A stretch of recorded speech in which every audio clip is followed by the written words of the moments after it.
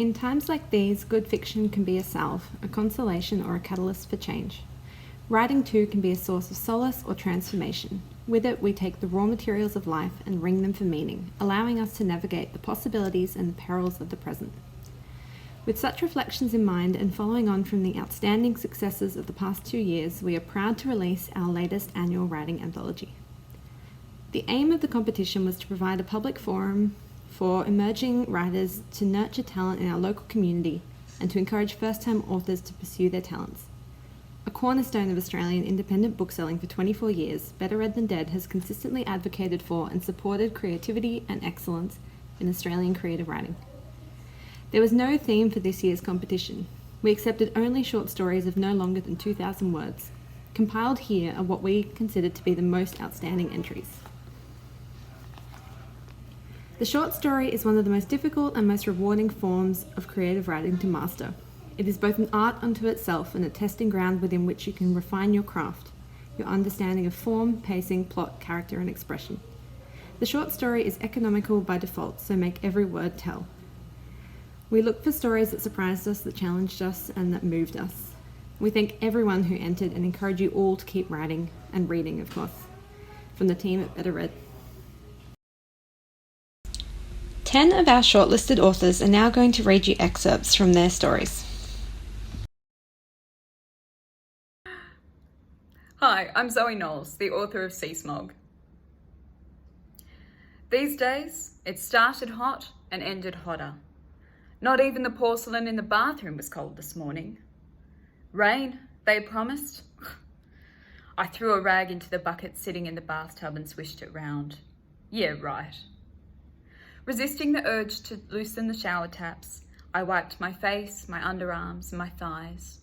I pressed the rag to the back of my neck, careful to catch any drips back in the bucket.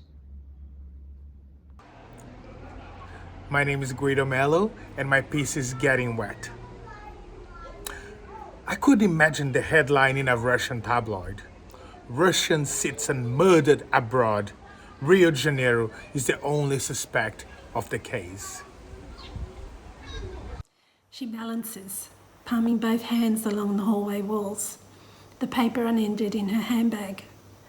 Fear of falling in this the darkest part of the house slayed pride years ago. There's no fat tabby to chew her innards, meaning rats will feast on that shining pink liver and wet muddle of brains. Why a domestic feline gnawing on a collarbone is preferable to a rat, God only knows. That was 8 years ago, and now here I am at Broken Hill. Tonight, my shirt is stuck to my back, in spite of air conditioning that struggles to protect us from the scorching heat we've been experiencing. The staff has gone home. I have my boots off, feet on the desk, and an icy cold Warsteiner Pilsner in my hand. It's dark outside. I'm hot, exhausted, emotionally drained, and thoroughly loving my life as a flying doctor. It strikes me that we're experiencing this same moment, but from such different perspectives. My experience of her touch isn't the same as her experience of touching me, and yet we're connected by her hands. I try not to think about how many other bodies have been on this bed before me. I want my paradise now. A green oasis city, named for its ruby-coloured wine, encircled by pink-tinged mountains, silvered with poetry. I see lush gardens, hear playing fountains, smell an exquisite rose, taste a woman's lips, and touch heaven. I cross my arms tight, cold despite the autumn sunshine. As the babes who brunch erupt with laughter over a joke I wasn't listening to, I glance towards the main table and take stock of my enemy, the pink frosted elephant in the room. It's like driving past a car crash, knowing I shouldn't look but not being able to resist.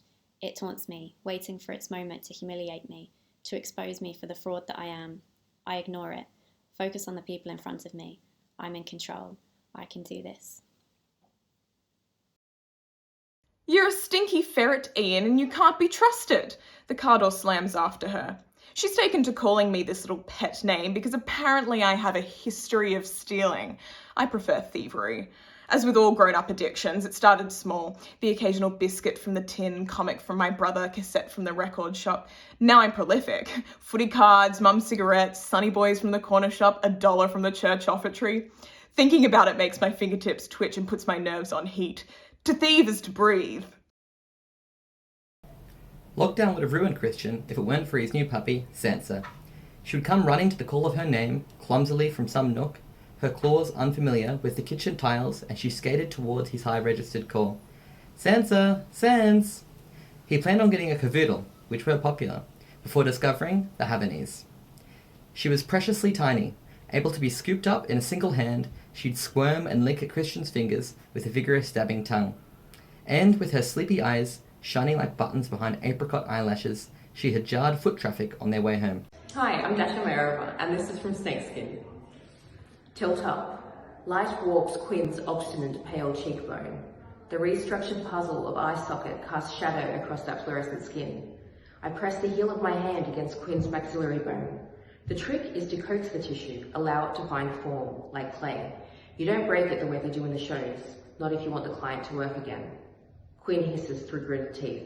Breathe, I command dispassionately. No point in reprimand. The church is as cool as I remember it was when I made my first confession. I was 7 years old. I went over the act of contrition that had been drilled into us for weeks. After this, I'd be ready to receive Holy Communion. I would have confessed to anything to wear that frilly white dress and the veil with its baby blue velvet bow.